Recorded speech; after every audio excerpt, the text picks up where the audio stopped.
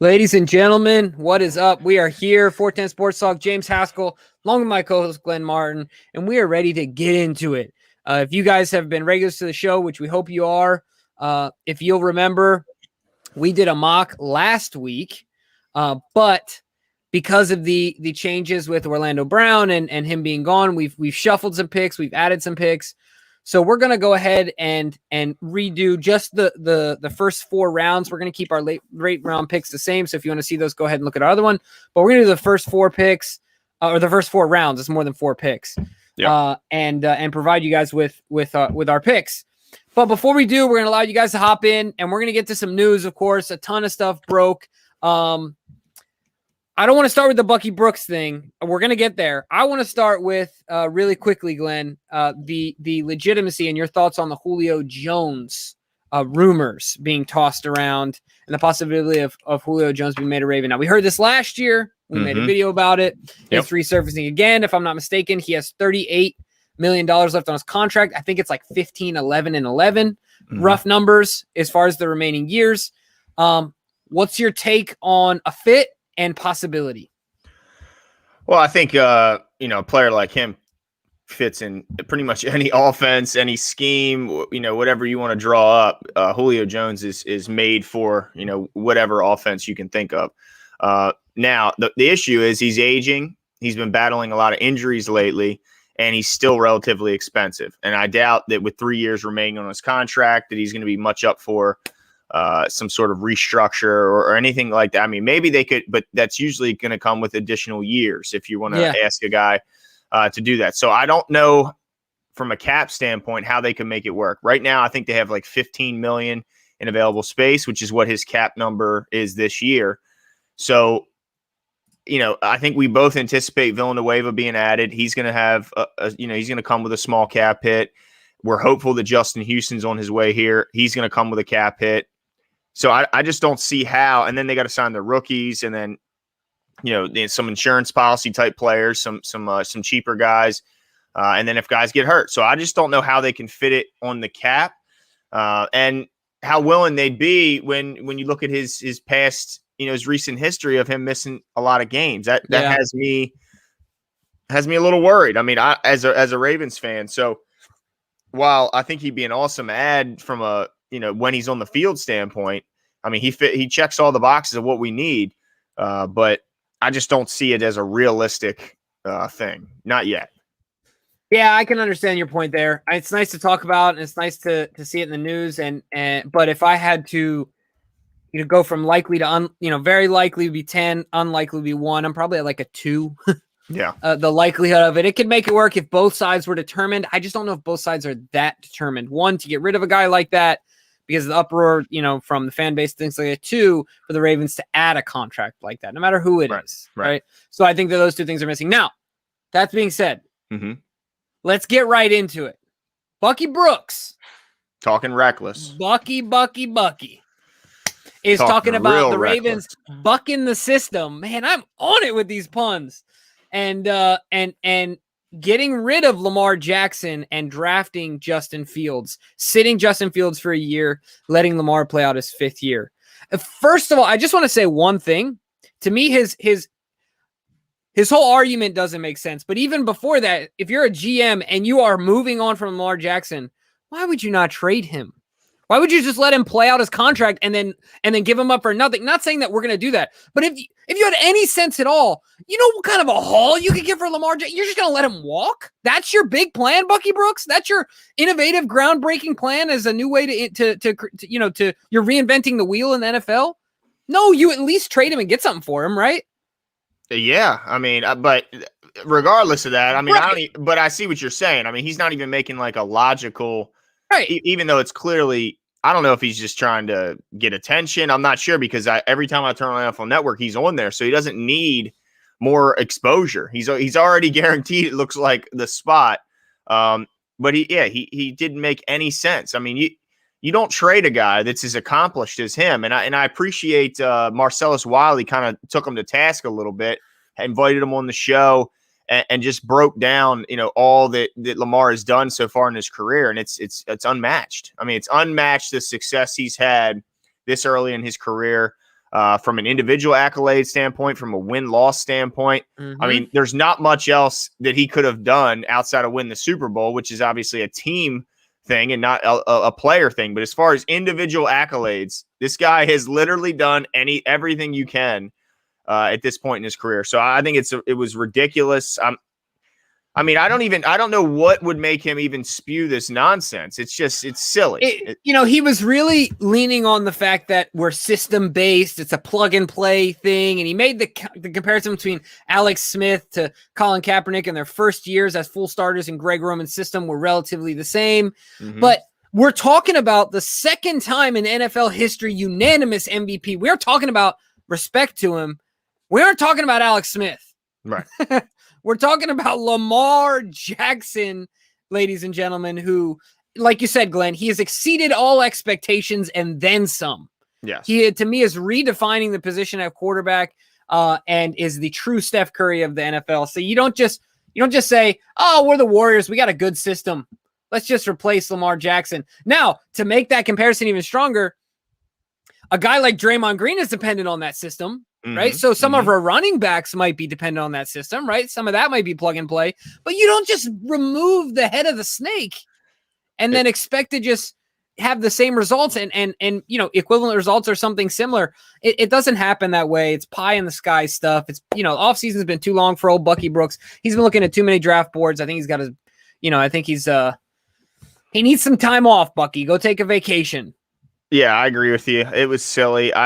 Again, I don't know where it came from, but it's like everyone in the chat is saying, thank goodness, like we were just listening to, that John Harbaugh was on Rich Eisen's show, reiterated that it is 100% guaranteed that they will be picking up his 5th-year option.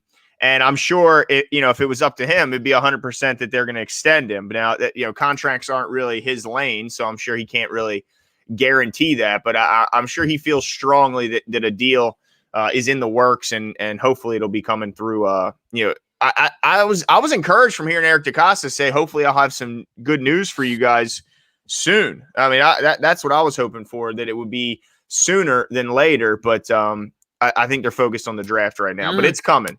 Well, before we keep going, a couple of I just as far as news goes. 410 Sports Talk. It's at the bottom of the screen, the ticker. But shout out to Marcus Barnes. We can already see in the comments. Really excited to have you as a part of the crew on Patreon. Hopefully you enjoy the information, the additional content that's provided to you there. But huge shout out for supporting the channel. We appreciate it so much, and hopefully you do as well. So shout out there. But let's get right to King's question. Do we want to dig any more into Bucky Brooks and his ridiculous comments? No. Okay. Enough said. Fair enough. Yeah. All right. So let's get right to King before we get into our mock here. So this seems to be a prediction from King of Pugo. Devontae Smith slips. EDC moves up to get him. What are your thoughts there, Glenn? What are your thoughts? I as a player, the guy's incredible. Yeah, as a player, I really like him. Anytime you win the Heisman and you're not a quarterback, that's saying something. So obviously he's a very impressive player. I know some people, they don't like his size. I think he's like 170 pounds.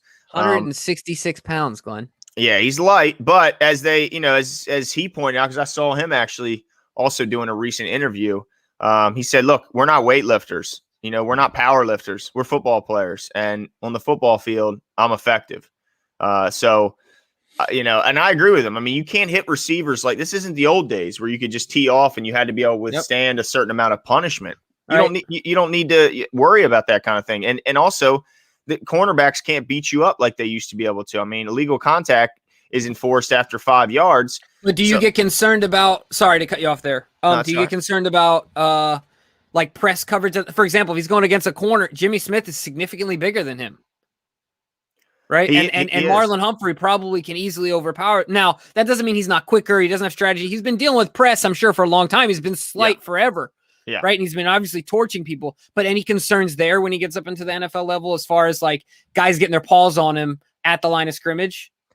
I'm not that concerned about it because he's good off the line. He's shifty. He's quick. He changes up his move. A lot of guys go to the same move to break the press over and over. He's got multiple different techniques and moves, and he's never had the issue playing at the highest level. So I don't anticipate that, starting. But it's funny, and this is kind of changing the topic just real briefly.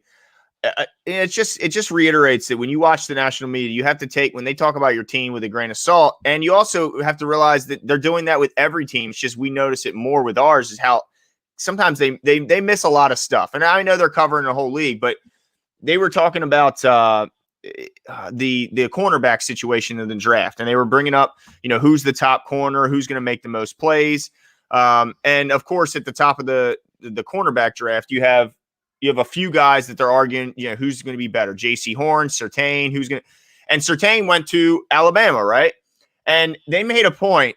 Who is the last Alabama cornerback to come into the league and be any good? He said that in Alabama, all you only have to cover for 2 seconds because you got the pass rush, you got 5-star athletes coming. So no Alabama corners have been successful as of lately that have been drafted high in the league. And I just was screaming at the TV, did you forget about Marlon Humphrey? How do you forget about Marlon Humphrey? All-pro, Pro Bowler, one of the best in the business, and they acted like no Alabama corners had success as of late. So it's just another instance where they missed the point. I mean, it's just that's crazy. Funny because Stephon Diggs and Juice Jarvis Landry were just on I Am Athlete, and they both listed Marlon Humphrey in their top 3 corners. So it's funny how the media and the players different, right? Yep. But what we want to do here is we're going to get in the draft. Before we do, we want to shout out Cam Wee. Appreciate the super chat there. It's horrible the disrespect towards Lamar. OBJ should be thankful Lamar was his quarterback. He's made everybody look good. MVP part 2 coming. Watch. And you know what, Glenn? I know you got a lot to say about that because you've made that point about Stanley. And if I'm not mistaken, a couple people in the chat kind of threw some shade your way because you were saying that Lamar makes the other guy's player, but or the other players better, excuse me. But I totally agree with you there. There's definitely going to be a difference and a learning curve for a guy like Orlando Brown Jr. It's going to be on the left side in a pass heavy offense.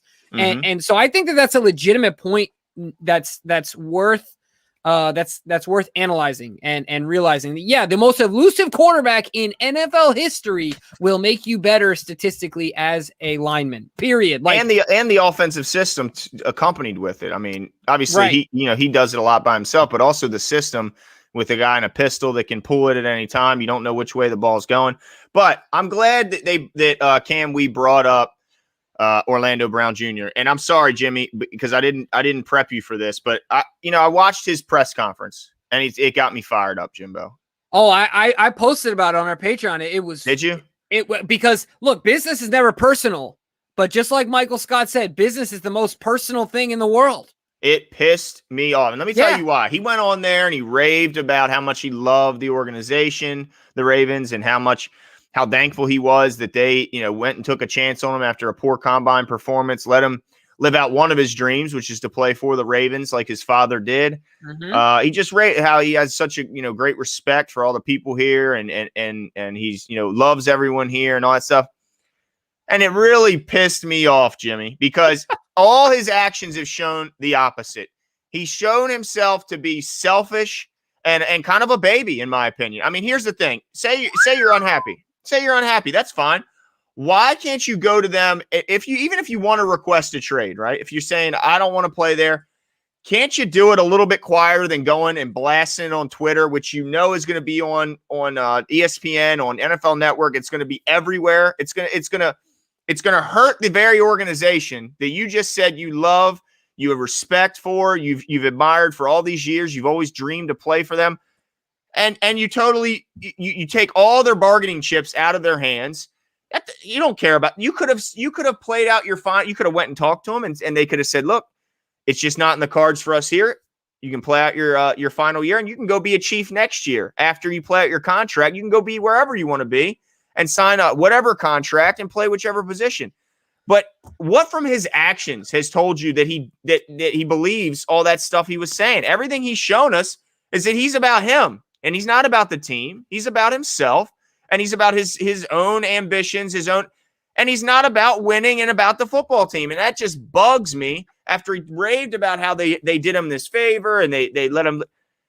No, he didn't act like that on his way out, okay? He sabotaged our trade efforts by demanding and making it obvious he wasn't going to play. You know, I'm a little bit, and I know you mentioned he's a Raven for life. Well, I'm not so sure, Jimbo. I'm not so sure. When you force your way out after a couple seasons and you do it in the way I didn't like it. I didn't like it one bit. It's not, you know, I'm a little pissed off at Orlando Brown right now. A little pissed off. It's a great point because you're right. When I watched that presser, I don't know if I got maybe as mad at you as you did, but it made me realize that, you know, just like I wrote, business is personal, right? Like or business. People always say business isn't personal, but in this case, it got personal real fast, and it had a lot to do with, like you said, he brought the personal portion of it to the public when he made it public. Mm-hmm. Right. And like you said, that showed his true colors. It's really unfortunate. I mean, I don't want to, you know, rake him over the coals or anything like that, but I can't disagree with your points either. You know, I just can't. So yeah, I'm with you there. Best of luck, except when you play against Baltimore. Well, you know what I hope? I hope, because then he went on to reiterate that it's not financial. This decision was not financial at all. Okay. And that's fine. I just can't wait to see what happens when it's contract time. Yeah. I can't wait to see him back up this. He keeps doubling down. It's not financial. That's fine. Let's see what that contract is you get paid. Let's see if you show up to camp. Let's see if you hold out from the Chiefs. Let's see if you're willing to take, you know, maybe not the high, maybe the 5th highest, maybe the 6th highest. Let's see.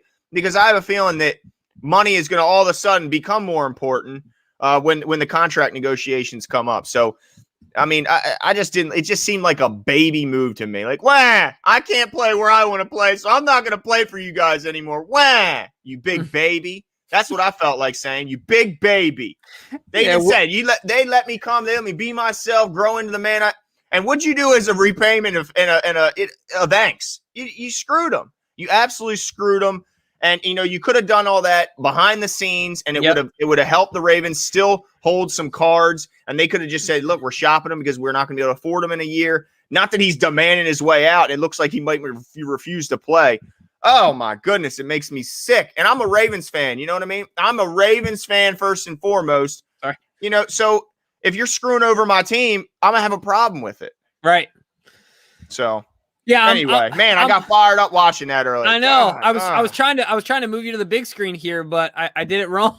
You put me in timeout. It looked like. No, I didn't mean to do that. But yeah, what about this? Does this work? Nope. It just does me. All right.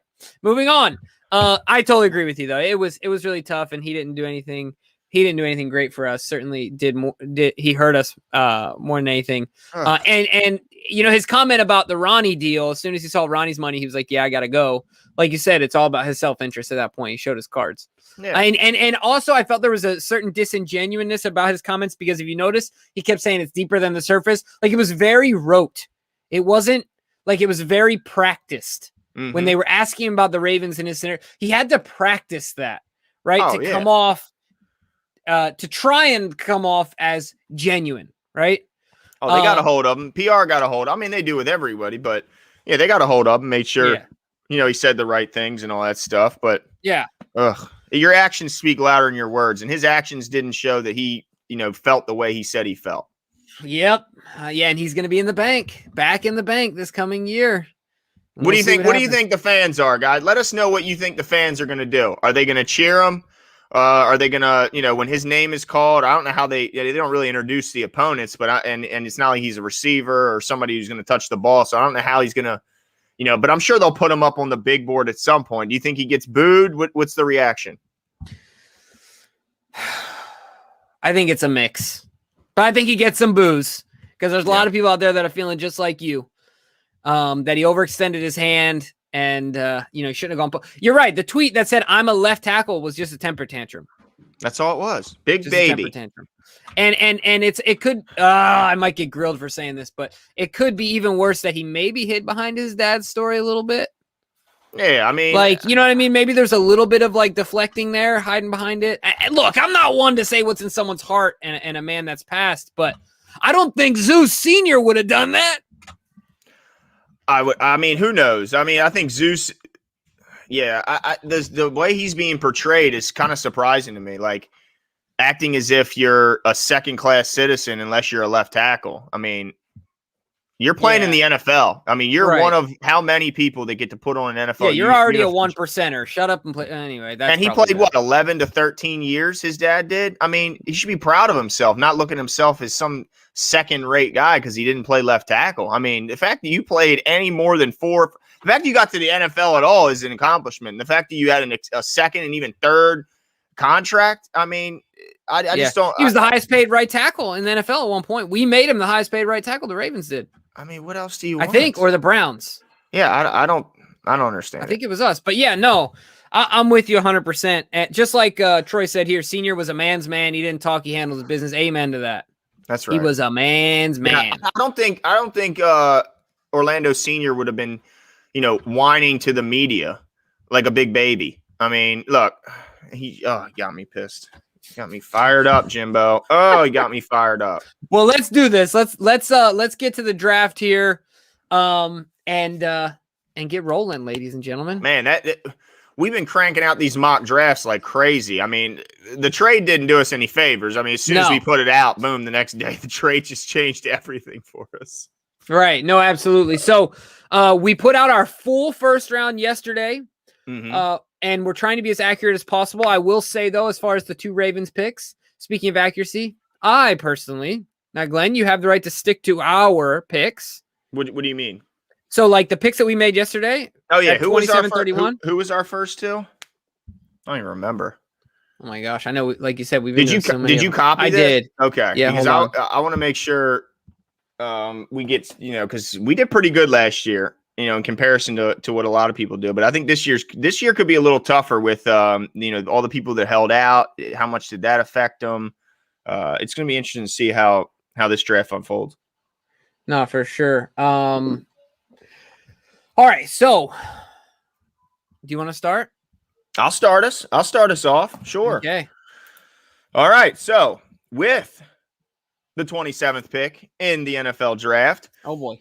The Baltimore Ravens select Big Tevin Jenkins, offensive tackle, Oklahoma State. They fill that spot, and that's why partially I was so fired up because I'm redoing this draft, and I'm going, this son of a gun. Now it just changes what you got to do. I mean, I appreciate having 2 first-round picks, but, man, it really makes you need to find a tackle in this draft. I mean, Villanueva can say all he wants, or the organization can say that they're going to switch him to right. He's never played a right tackle.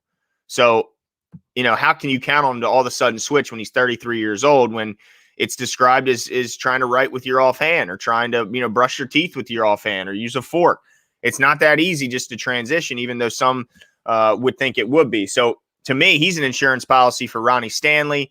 And if he can give you some swing tackle help, I don't know if you can count on it for a day one starter. That has me worried. So I think they got to get a tackle that they feel comfortable going in there right away. Now they found their last one that they felt comfortable going right away in the 3rd round.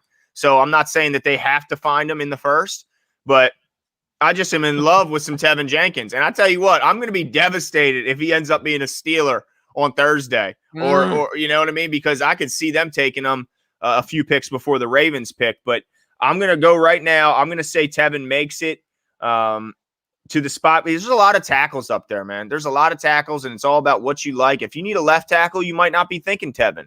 Mm-hmm. So I'm hoping that the run of tackles is guys that are projected to play left at the next step, the next level, and that Tevin's still there. But, it's funny because it depends on what you look at. In my mocks, he's almost always there as far as PFF mocks. But if you go to other ones, he's picked in between 20, 22, 24. So I'm hopeful that it'll be there, but I'm not counting on it. But yeah, the other thing I'll say about Tevin is I think he's probably our best plug and play prospect at the position, right? Because the other guys, like you're saying, they're left tackles that could switch over or Villanueva. But I think as of today, even better than Villanueva, he is our best plug and play option. That's his natural position. It's what he likes to play. He's nasty. He's got a lot of skills. So I like that pick there. I am going to go wide receiver king. I'm going to make you happy with this pick because I know you're in our comments all the time about them wide receivers and getting Lamar weapons. Mm-hmm. Terrace Marshall Jr. at number 27. I'm going with Mr. Terrace Marshall Jr. The reason that I'm doing that at this pick is because I don't think he's there at 31. I don't know if he gets past the Saints and Green Bay and a few others. In a few mock drafts, I don't see him at 31. So I'm going Terrace Marshall Jr. And I think based on I think he's 6'3", 200 pounds around there. And he's all of 6'3". He's not a Rashad Bateman 6'2". He's all of that. Obviously working with our guy D-Rob, David Robinson, the wide receiver coach. I think our wide receivers our coaches get hands on him, and they feel like they can polish up any insufficiencies that he has in his game. Yeah. And we got our big body guy. So look at King, my boy Jimmy joined the dark side. That's funny. Well, look, I have to say though, I think that Glenn has been on this as well, where recently we've both started feeling the momentum of a receiver, right? Well, look, Mel Kiper might not get the guy right, but when it comes to your Baltimore Ravens, he lives just up the street from me. Mel knows the positions usually. He doesn't always get the guy, but he usually gets the position. He has not budged off of wide receiver in any of his mocks. And usually, you're right, it's Terrace Marshall Jr. I think maybe Bateman might have been on there at one point. Maybe he was on Todd's. But they're usually spot on when it comes to which position, at least in the first round. I'm sure he's got connections. I don't know how deep they run, but he's been in this area for a long, long time. So I tell you what, Jimbo, if I wasn't, we're kind of doing like a dueling draft at this point. So, but I agree with you. I think they end up getting a receiver here in the one of the two picks. Now, I didn't initially, but that would mean does that mean that Miles Boykin is on a bubble and not necessarily guaranteed a roster spot, or are they just saying we're done with those two futures? Because they're not keeping more than 6 receivers. I think it's more likely that they're done with the 2 futures than it is about Miles. I think they want to give Miles 1 year with these coaches, see what he can do. Now, look, the debate already starts. Billy Seals, shout out to Bill. What good are soldiers if you don't use them? We have weapons. So I think what he's saying with that is, look, we have bigger fish to fry at 27. Yeah. We don't need a receiver. And it's not that I disagree with you, because think about this. I'm going to reveal my second pick in a second, and it's not an edge rusher. So then we got problems. I got a solution for you, Jimbo. What's that? Zaven the Raven, baby. At 31, is that 31, you're taking? Zaven the Raven is coming to save the edge position. He is a perfect scheme fit. They can list him at linebacker all they want. He will be playing outside linebacker here in Baltimore. He will be rushing the passer. He'll be setting that edge, and he'll be dropping in coverage. And let me tell you, as good as Bowser has been in coverage, I think he's already up there with him, if not even better, because of his instincts. He's got such good instincts on the defense. He always seems to know where the ball is headed. I would love if we could come out of there with Tevin Jenkins and Zaven Collins. Woo, Jimbo, I'd be excited. And so while I said I agree with you that it's building steam and I'm starting to kind of come around to the wide receiver thing, for the purposes of this draft, I'm not taking a wide receiver high because, well, for one, you did it, and I don't want to agree too much with you. But also, you don't want to be right too much. But also, I still recognize that it's a crowded room right now, and unless they're going to do something they've never done, which is release recent draft picks, or they're totally going to bail on those 2 futures, which a lot of people are thinking that Deion Kane might, I don't know. So for me, I'm going to go Zaven Collins, and I'm going to seal up maybe our 2 biggest, and in my opinion, our 2 biggest areas needs as of right now, right tackle. It's hard for me. It's hard for me to disagree with you that those aren't our 2 biggest areas of need. A third one, of course, to me would be center, which is where I'm going here. I'm going with at 31, Landon Dickerson, the big boy out of Alabama. Right, he's going to be plugged in. You talk about plug and play guy with Tevin Jenkins. Man, how crazy it'd be if you come out of this draft with Tevin Jenkins and Landon Dickerson. There's so many combinations in 27 and 31 that if we come away with, you're like, woo! Dude, it's like somebody said earlier. They said, build a bully. Well, if you got Landon Dickerson and you got Tevin Jenkins on day 1, that line is set, and it is a strong unit, and if they go, if they live up to their projections, it might be the strongest unit in the league. That's how good they could be. Because I'm confident Zeitler is going to have a breakout season under this offense. And as long as Ronnie Stanley gets back to playing what he was playing before the injury, it's going to be problems. I mean, could you imagine trying to stop us 4 downs to get 10 yards with those dogs in front? I mean, you're talking some big, nasty. I mean, yeah. And you got Gus and JK and Lamar back there. There's so many combinations you could go with 27 and 31. But, I will give you the edge that in that your picks are higher priority. But the problem that I have is that the draft just never turns out perfect. You know what I'm saying? Like it just never turns out the way you want it to. And so that's kind of, I feel like we end up having to, in a lot of people's eyes, reach for Landon, but we need it there. And there's some value there. And then Terrace is there and all those tackles are gone. So I can see a combination of those things happening. They're being run on edge. Some people are saying Kwity Paye is our pick. I don't think Kwity sniffs 25. Really? I think he's too raw. I think you're right. I think he's too raw, too talented. Raw in a good sense that he's extremely talented. He oozes talent. He's athletic, powerful. But if he gets to 27, I run that card up there. I just don't think he gets there. It's hard to disagree. Now, and you kind of pointed out my next thing is this. I don't know if well let me let you go. I've been leading. Let me let you go 94. All right. Because I'm still waffling between a couple of guys here. All right, well, let's get to Derek real quick here. He's saying we'd be better off going 2 pass rushers in the first as long as the value is right, because we prove every year that we can find value on the offensive line in the middle of the draft. I agree with you on this point, Derek. I realize that it's hard to say that I agree with you when I just took Landon Dickerson at 31, but I do agree with you, and that's why I didn't take Tevin earlier. Right. So I do agree with you. And I understand your point. I don't know if you have any thoughts there, Glenn.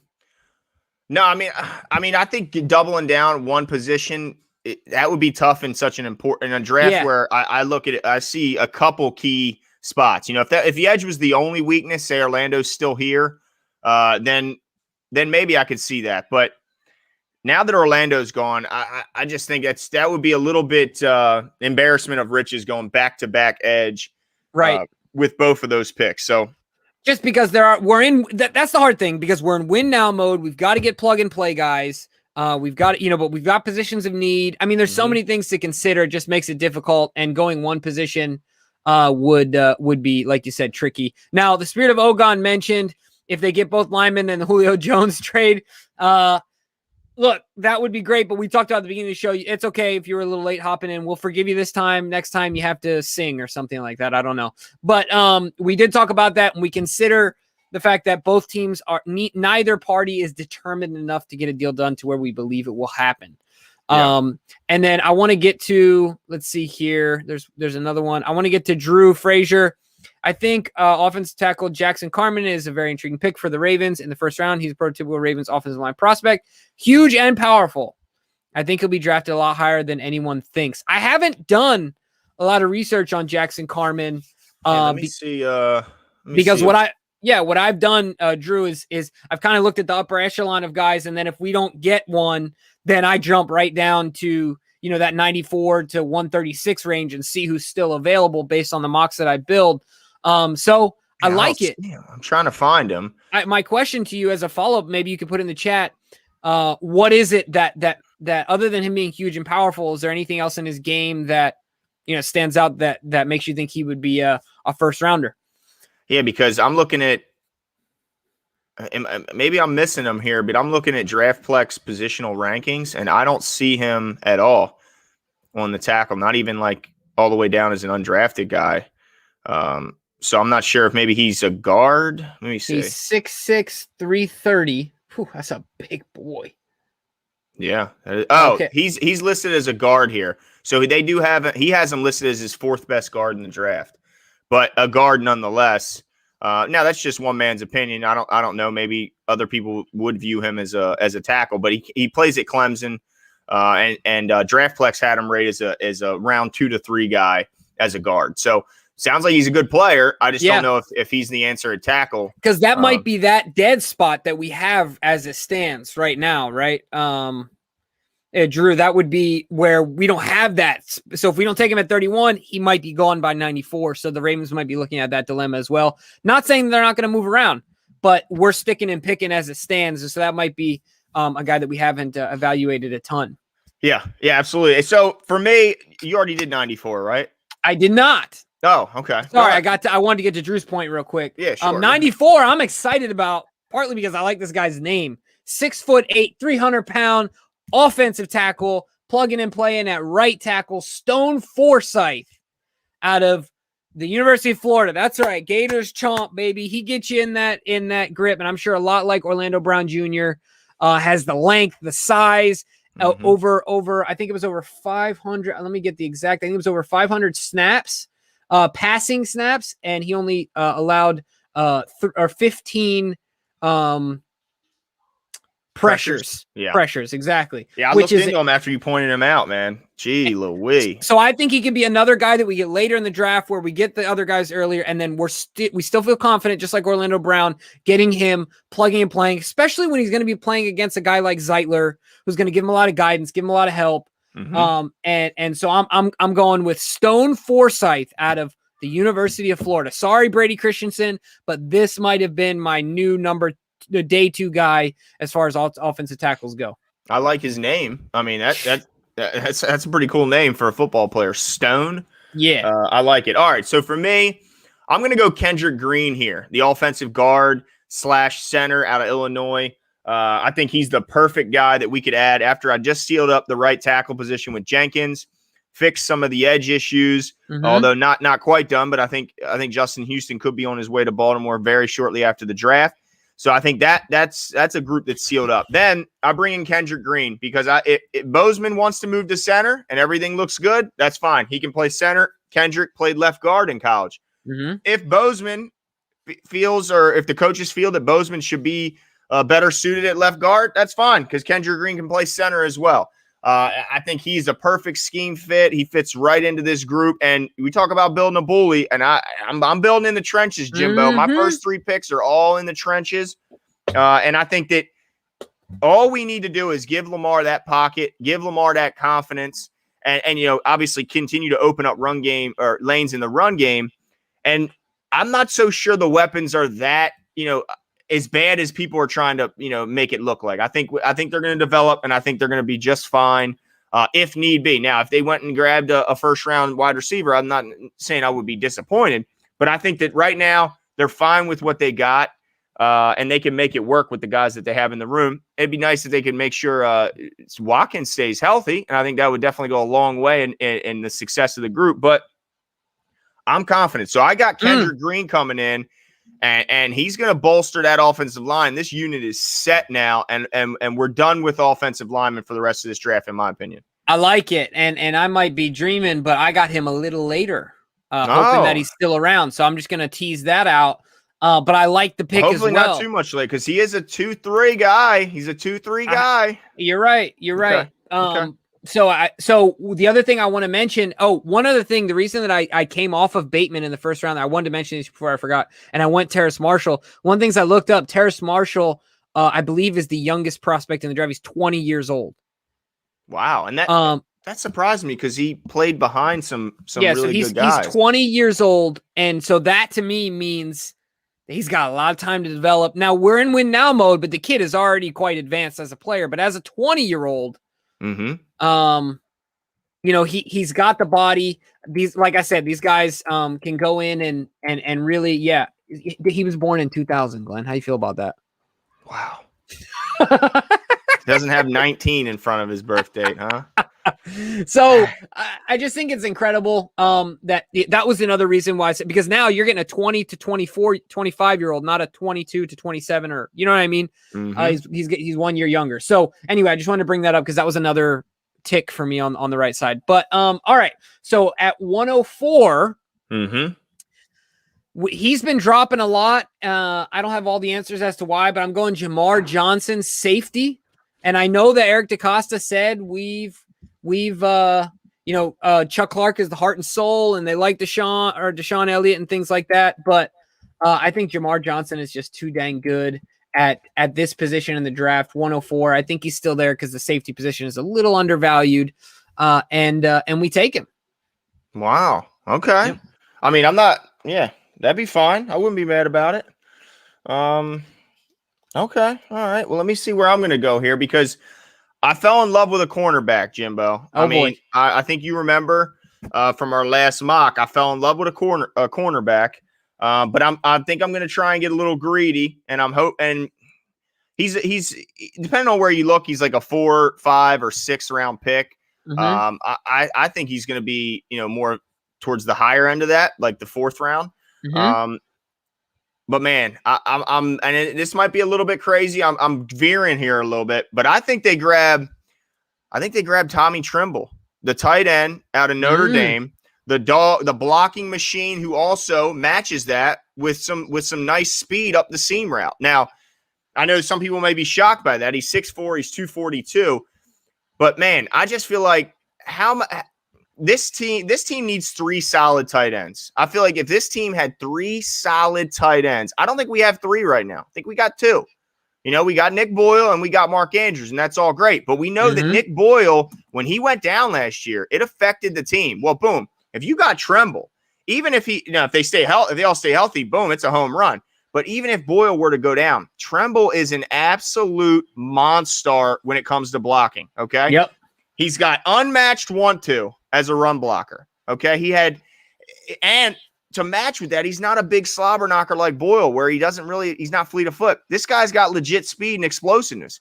I mean, he bursts off the line. So I'm excited about adding this type of a weapon to the offense. I think could be it'd just be fun to see what Greg Roman could do with this guy. So I'm excited about, I know it's a little bit of it's a different pick. I think it's a little bit of a different pick, but I think Tommy Tremble in this offense would be absolutely problems for teams because people, they look at his blocking, but they're sleeping on him as a receiver. And I think he can really develop in that spot.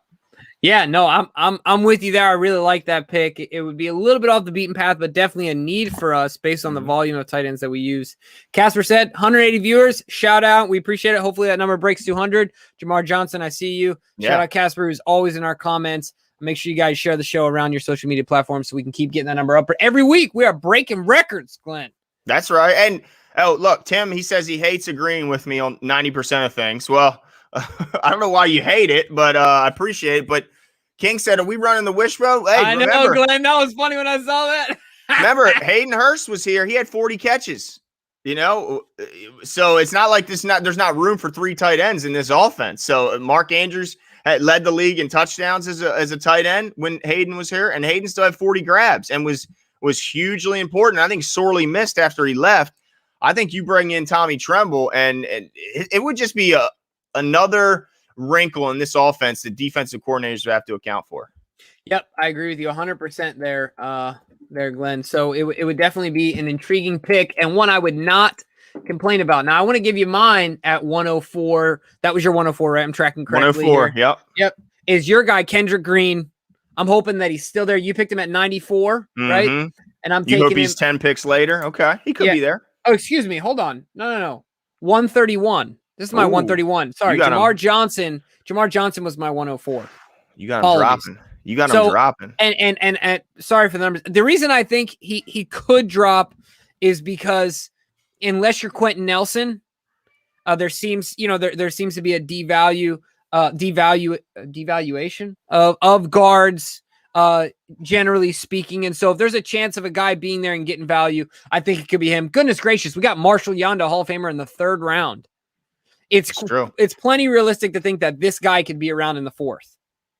Yeah, no, I think it's definitely realistic. I think I like his positional versatility, and I think that's what could get him gobbled up a little bit earlier because he can play both the center and the guard position. And with injuries, the more diversity and flexibility you have position wise, then the better and more important you are. So right. But yeah, so all right. Well, somebody pointed out and corrected me. They said that Hurst had 30 catches, not 40. So I was incorrect. Wasn't 39?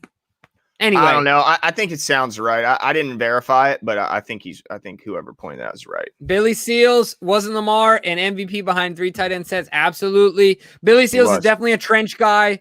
And dude, Tommy Tremble, let me get this. He is the best by far run blocker in this draft. That's not of course, a 350-pound offensive lineman. But this guy can block at all three levels, and he's got the speed to challenge you up the seam route that would scare you, which is what Hayden hurt. I mean, they put Hayden at fullback. They put him at inline tight end. They put him at slot receiver. They put him everywhere, and he was a miss. This guy could slide right in and be the Hayden Hurst for us now. Yeah, absolutely, because we've said before, the third level blocking was really where Hayden was incredible, to be able to have that athleticism to go after the safeties and the DBs in the run game. Something that, takes a little bit of analytics, but of course with some guys that we've had on that have talked about that, Ken McCusick, of course, mentioned that. And I think that's a great point, Glenn. Very astute. All right, you go next. All right. Well, this is my guy. This is the guy that I said was my favorite pick when we did our last mock draft. And I have at 131, Trey Brown, cornerback, Oklahoma. He's an undersized guy. He's a true slot. But what I love about him is at 5'9", he's basically the same size as Tavon Young, maybe a couple pounds heavier, but pretty much the same size as Tavon Young. But man, does he play big. This guy is going up against guys that are 30 pounds heavier than him and beating them up. I mean, bullying them, and they're way bigger. I mean, he does not get pushed around. I love his competitiveness. I love the fire he plays with. I think that when Tavon Young unfortunately goes down, the fact that we would have a true slot guy to slide in and keep everyone where they belong on the outsides, wherever you want to put them, because then you can move guys and use, put Marlon over a tight end for a big third down. You can, leave him on the outside for the most part and shutting down a number one. Leave Marcus Peters on the other side. And then Jimmy Smith can really pick and choose. Wink can pick and choose where to deploy Jimmy Smith to where he'll be, the best that he can be. So I think having another true slot guy, we don't really have that on the roster. I think we need to add that. And Trey Brown from Oklahoma would be perfect for that. All right. So that's interesting. Let's see. All right. The Trib 1 shouts out, your guy Trey Brown is underrated. Keep strengths strong. It. And I agree with you. ADC said one day you can lose two corners, and then you went from a position of strength to you're looking at practice squads around the league. So it's interesting because I went corner here as well, and this is kind of off the beaten path. He's not a true slot corner, but and in fact, last year he was a little out of place at corner. But Trill Williams, 6'2", 200 pounds, physically gifted corner out of Syracuse. I'm taking here right now for depth. But like you said, at the end of the day, whether it's a restructure, Marcus moves on eventually, or somebody gets hurt, or Jimmy gets injured, I think he could fill in right away with what Jimmy does. Maybe not the same effect, but the same impact, but be really well. He's already really good at mirroring players. He's good against taller defenders.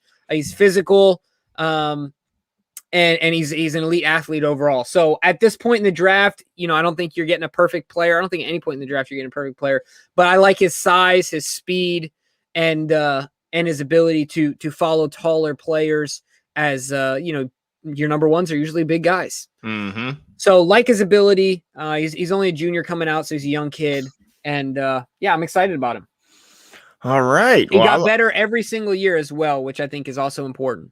Yeah, I don't mind adding to a secondary. I know it's a good group, but you can never, like they say, you can never have too many good corners, right? Yeah, and just to add to that, it's not that, whether you or I might have been missing, maybe I'm speaking more for myself, but like I still feel like there's gaps in this pick, but later in the draft, it all depends on how the draft ends up. Like I like Noah Gray late in the draft as far as tight end goes. I think he can be a Dennis Pitta type guy in this offense who can really attack the zone and take a lot of pressure off of Mark Andrews. But either way, this is just the picks that we redid. The back half of our draft is still the same. So man, I tell you what, if the Ravens walk away with either one of these drafts, no, we're not. We got one left, right? 136. Sorry, 136. Yep. We got one left. Oh, that was my 136. You got to give your 136. Sorry. So to me, I'm going back to the edge, and I'm going to go Chauncey Goldson out of Iowa.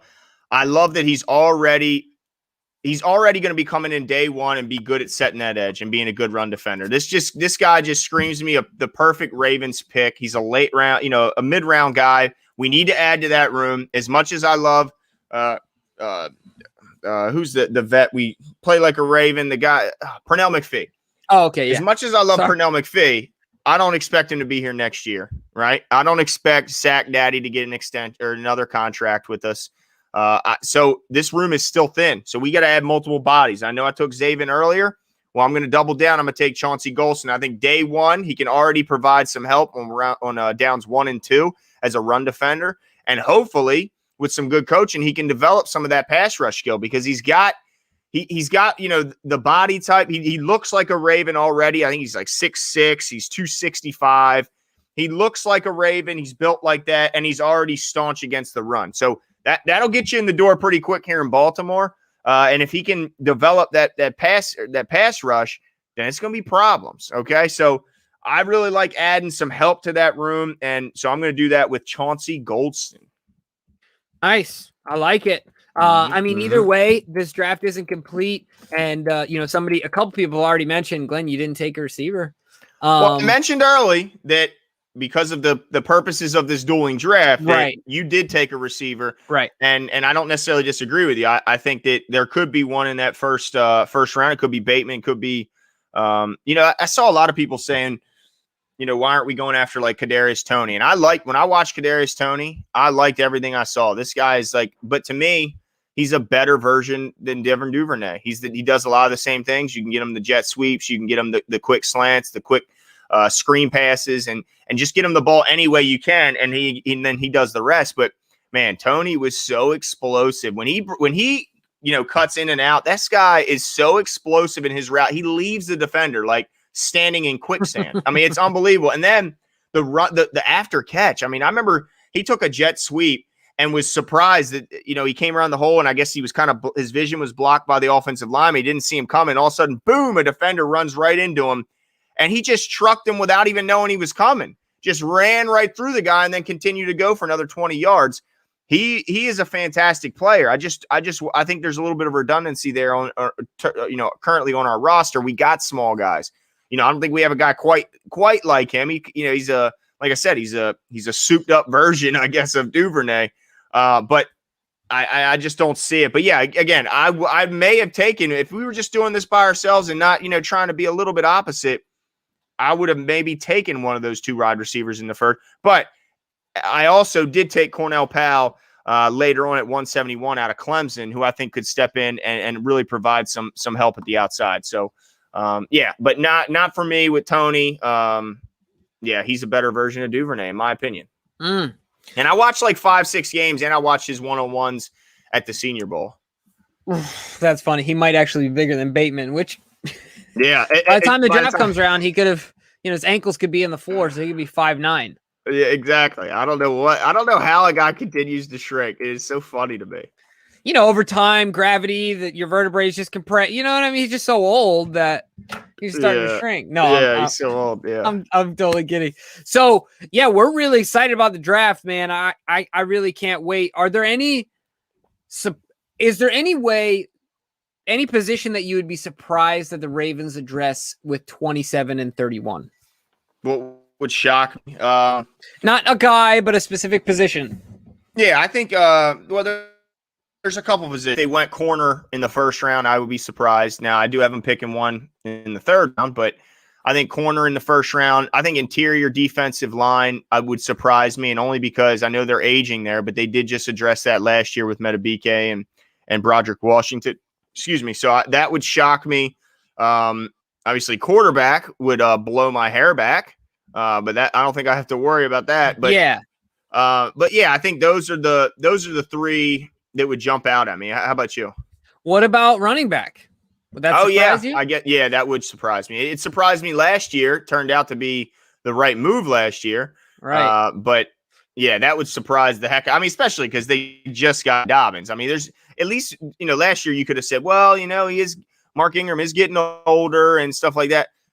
What I don't know what the excuse would be here, but I don't see it happening. The Ravens at pick 31 end up with Najee Harris. I mean, I think he's on the back, but I think we're finding that big Gus and, of course, JK.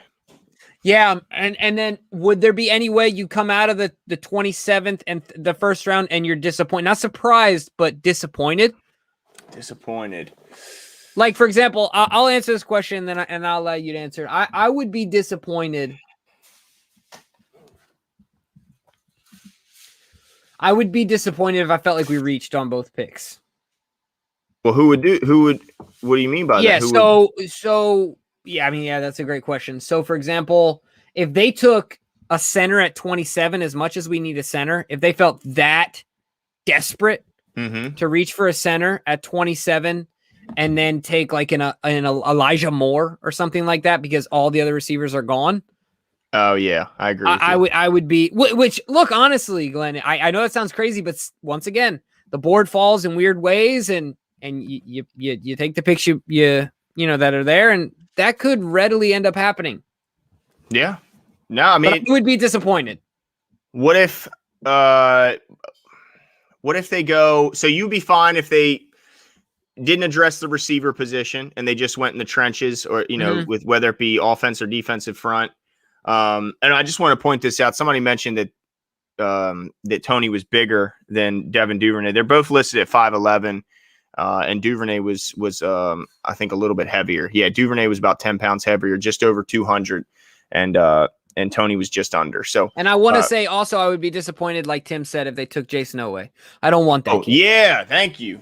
Now, and I'm not so sure how I feel about Bateman, and the only reason is because I just wonder about his play strength. Like, I watched him on tape. I saw him get plowed when he was trying to block a safety. Now, he also had some, he was, not to say he was always getting blown up, but and also his running strength. He ran, but and when he would get a big yards after catch, he would use a lot of it with speed. Not necessarily breaking tackles. Like I was just mentioning, Tony would just run through people at his size. I just don't know if Bateman has that play strength to be that true number one, where you have to win some hand fighting battles. If you're going to be considered number one, you got to go up and get the ball. You got to knock people away sometimes and hand fight. I don't know if he has that. But yeah, I think that was a perfect Jason Oweh. I think would be, and again, we understand that he could end up being great, but a guy who has 0 sacks with those measurables that he put up at the pro day, you can't have 0 sacks for a season. Yeah, you can't do it. I mean, and it screams nothing but the Ravens don't take guys who aren't productive. They just don't do it. Right. Yeah. So let me ask you this: what's going to have you up in arms? So what's going to have you up in arms? Like, who's your rage pick other than Jason Oweh? Is there another guy? Man, that was a good one right there. Actually, I have a better question for you. Okay. Let's say he had to be 5'5" at the end of the rookie deal. Is he still He's talking about Rashad Bateman? Yeah, I mean, he'd be shorter than me by the end of his rookie deal. Yeah, I mean, and it's weird because he's not just gotten shorter, he's gotten lighter. Yeah. Even his weight keeps going down. I don't know what's going on there. And I also wanted to point out there is a guy late that somebody mentioned in the comments. Christopher, I think his name was. It pointed out to me out of Tulane, Patrick Johnson. And while he's an outside linebacker and he's small, he's only 6'2", I think 240, 245. So he's not that big. But, man, this dude is so fast. This dude is so explosive off the edge. And then when he gets there, he hits with violence. And also showed he can drop in coverage and ran with the running back out on a wheel route. So look for him late, Patrick John. Just want to bring him up because this guy kept asking me to look into him, so I finally did look into him. And he'd be a nice player, but he's a little undersized. I'd be worried about him in the run game. All right, so here's my question to you. Here's the scenario: the Ravens have just traded up. What are you thinking? Now, I know I'm not. So say they trade up to the early 20s. So does that mean they still have 31 and they give up like 27? They still have 31. Okay. But they've traded up. What, even before the details come out, what's your instant reaction to that? And how far? To 20. I don't even remember who's at 20. Who's at 20? Not that it needs to be realistic or not, but if the Ravens are trading up, who would you think would be a worthy trade up for? Worthy and realistic is, I guess, what we'll say. Like, for example, a lot of people are saying in the comments, and I'm with them. If Devontae starts falling, he's my favorite receiver in the draft. I know everyone is all over Jamar Chase, and that's fine. But if Devontae starts falling, Whoo. Well, that's why I asked which. That's why I asked where. And you say 21. I don't think any of those three are even going to come close to that. I would be stunned if they got out of the top 15. A lot of people got him on drop alert. Well, now if that's the case, if he's still there and they trade up, then they're going to go for him because typically when they trade up, they go after. They don't go after linemen. It doesn't look like. It looks and like what they go about after Quiddy? skill guys. What if Quiddy's hanging around at that time? I think he's too developmental where we're in a win now. Not that he's not worth it. Is he a guy that can drop into coverage? I mean, I don't know if he's a 4-3 guy or if he's an outside linebacker. I'm not so sure if he's the scheme fit here. I think if he was there at 27, they'd figure a way, but I don't know about trading up for him. Honestly, it might be Tevin. If at 21, it might be a guy like Tevin Jenkins, and they might be trying to leapfrog the Pittsburgh Steelers, who will be picked. Let's see it. So at 20, 20 is the Bears, 21, which by the way is the Colts who could use a tackle, and then 22 is the Titans who could use a tackle. I mean, you could say a lot of guys, pretty much all these teams need tackle help. So I think it might be Tevin Jenkins or. Yeah, but if one of those three receivers are there, then I would say it's the receiver. All right, so this is my follow-up to that. Is there any realistic pick that you see worthy of packaging 21 or 27 and 31 together to go get a guy? Realistic and worth it. The only one would be worth it to me would be Kyle Pitts. And if he somehow, the quarterbacks start going, he gets pushed down, the quarterbacks are going, and then, he gets around that. Yeah. That's the only one, because if you put Kyle Pitts and Mark Andrews in this offense, holy smokes, it would be terrifying. That guy is so good. But yeah, I think Kyle Pitts would be the only guy I would see, because he is just so different, so unique. He's like Calvin Johnson meets Travis Kelce. I mean, it's like, it's absolutely insane how good he is. And in this offense, the offense that takes the most advantage of good tight ends, he would be terrifying to defenses. And I don't know what you would do to stop him. Yeah, that would be really interesting to see. Like you said, it's a slight possibility, but it's always a possibility that those quarterbacks get pushed up. People start trading up. Taking those guys, a guy like Kyle Pitts starts falling, a couple tackles go, and then all of a sudden, like you said, it's pick 8, it's pick 9. He's hanging around there, I like James's comment. I would run from East Baltimore to West Baltimore barefoot if we got Kyle Pitts, and I agree. I mean, it would be overjoyed. Now, one last thing I want to ask you. As long as you have your tetanus shot, James. Yeah. Oh, yeah. Well, you better have more than that. You run around in Baltimore. You better have. I mean, you might get a needle sticking you in your foot. But wait, we're not going to go down that road. But let me ask you this: How would you be disappointed, and if so, how much if they traded out of 31? I don't think they'll trade out of both, but I could see a team wanting to get that 5th-year option and seeing 31 as a prime spot if they fell in love with a quarterback, whether it be Kyle Pitts. I don't remember the guy from Stanford. But one of those guys, I could see a team going, I want that 5th-year option, and it's always that quarterback that they're going after. Would you be bummed out to see them drop back? And if they drop back, how far would you be okay with them dropping? I'd be, so number one, I mean, I would be bummed out. I would be happy. Like, my rational side would be happy. But how about your fandom side? Yeah, I want that pick at 31, man. But I think that I was thinking of this guy, and I think that OHMG brings up a good point. Kyle Trask, I think, could slip into the end of the first round. Somebody might fall in love with him. He had a good year this year and want to take him there at the end to, like you said, get that 5th round option. And the Ravens, jump back to like 44, 47, something like that. I don't want to go back more than 10. But look, we go back that far. To me, that means we pick up more. And I'm okay with going back that far because I think all the way to pick 50, I think there is a 75% chance that all 3 centers are still available. Yeah. So maybe not Landon, but I think the other. I think to 50, you got a decent shot that Landon is still there. You got only because of the medical. Yeah, you got a shot, but I wouldn't be surprised if Green Bay snatched him up after letting Lindsley leave. But yeah, they also could add some receiver talent, which they've yet to do for. Well, outside of Devontae Adams, but they haven't done a high, first round pick in forever. Right. No, absolutely, man. It is going to be so interesting. Oh, and De'Ami Brown. If we had a 2nd round pick, Right. De'Ami Brown, I would love to see him because the more I watched him, it's like every snap I liked him more and more. He would be a fantastic deep ball threat on the outside. He's definitely an outside guy. And honestly, he blocked well. But you know what's funny about watching De'Ami Brown? When I watched his tape, I fell in love with them daggone running backs.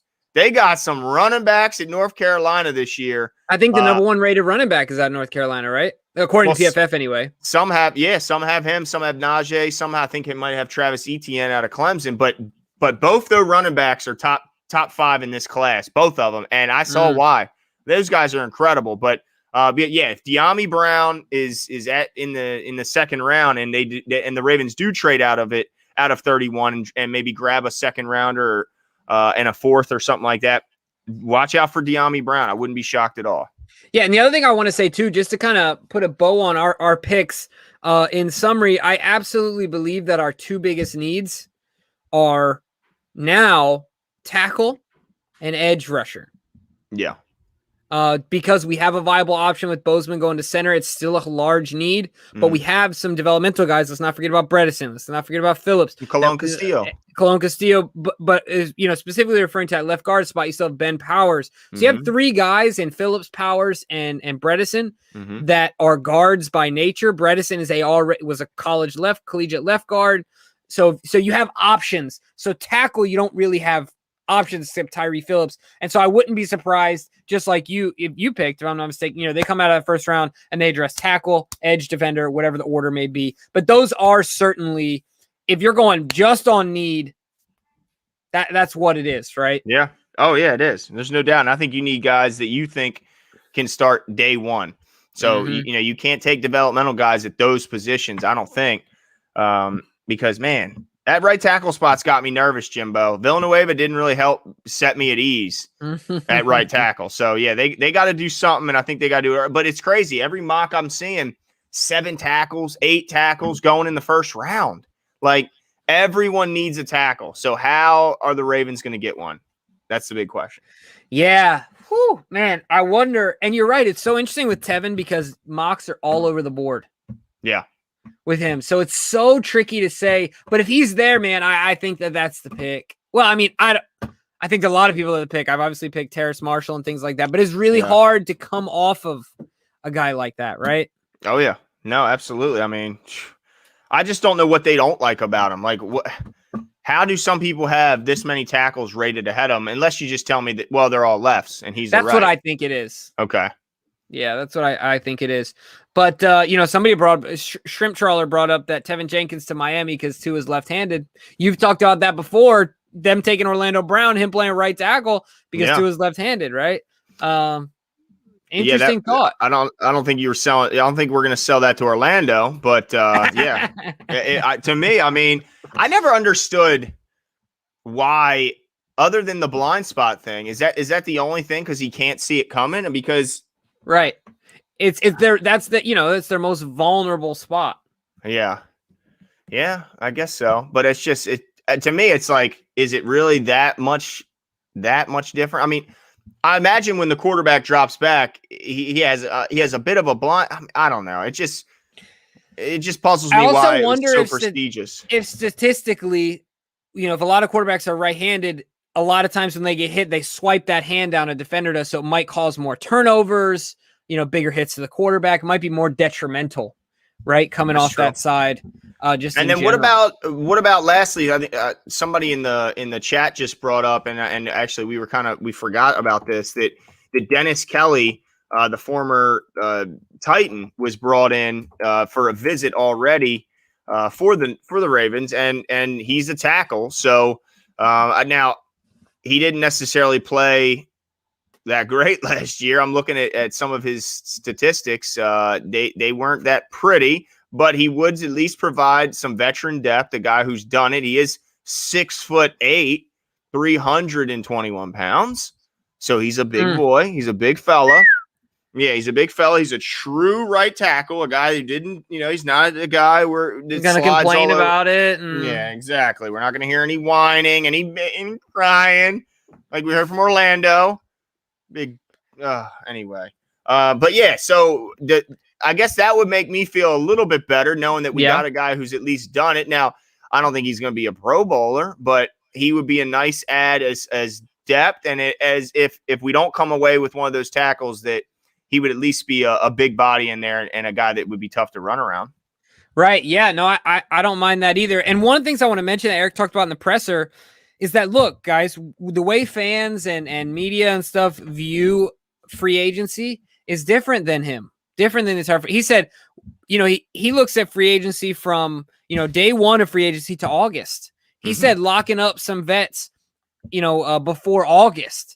So he's in wait and see mode. There's still plenty of guys in his eyes out there that can contribute to the team day one. We've had some visits, Villanueva, Houston, Kelly. So while there might be some hole, it's so hard because in the draft, you get obsessed with filling in every need, but you also realize that there's other pieces still to come in free agency. And a lot of cap casualties coming. Right. So it's going to be really interesting to see what happens. We're going to be live. We're going to be live in Baltimore City. That's right. At Jimbo's house. We're going to be in the brick with the brick around us. We're going to be eating some good food and hopefully joined by you guys and some good people. So, but lastly, I just wanted to quickly shout out, and somebody pointed this out. One of our patrons pointed out in a message, and I don't think we've done a good enough job, Jimmy, at pointing this out. Is we obviously thank and appreciate everyone and their support, but I don't think we've thanked our wives for all they do to allow us to come down here and spend so much time talking sports, what we love to do, and all that they do to keep the house under control and allow us this time. So thank you, Katie, my wonderful wife. Tanya. Who is awesome, and they're hopefully going to be dodging the camera this Thursday, but they will be behind the scenes, of course, doing what they do, making it easy for us, and being the support that we're very thankful to have. So thank you, Katie. Thank you, Tanya, and So thank you guys. Thanks, Daniel Kunimoto. Justin clapping up for the wives. That's right. Had to. Well, the other thing I want to say to Ravens flock out there, is that there's going to be a new member of 410 Sports Talk in a few months. That's right. We got a little creature on the way, and don't you worry, he or she, whatever it is, going to be right here joining me in the show, baby. Yep. So it's going to be a good time. And whether we like it or not, you're going to meet my son on draft night, because there ain't going to be no keeping him out from in front of that camera. Not a chance. So yeah. So and my wife jumped in the comment section. So yes, she saw my shout out. So but yeah, you're going to meet my son, who's a little mini me. But yeah, I can't wait. It's finally here, Jimmy. We need some good food.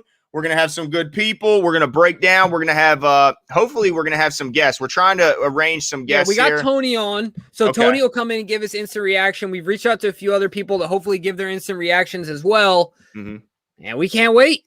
Yeah, I'm excited. So Donovan Sales Jr., thanks for being with us. Nana Rave, thanks for getting them likes up for us. Yes. We appreciate you. King of Pugo, thanks for spending another night with us. We really appreciate you. Donald Fowler as well. Troy, getting busy. I like it, Troy. Appreciate you. Tim F., you're always in here. Appreciate you.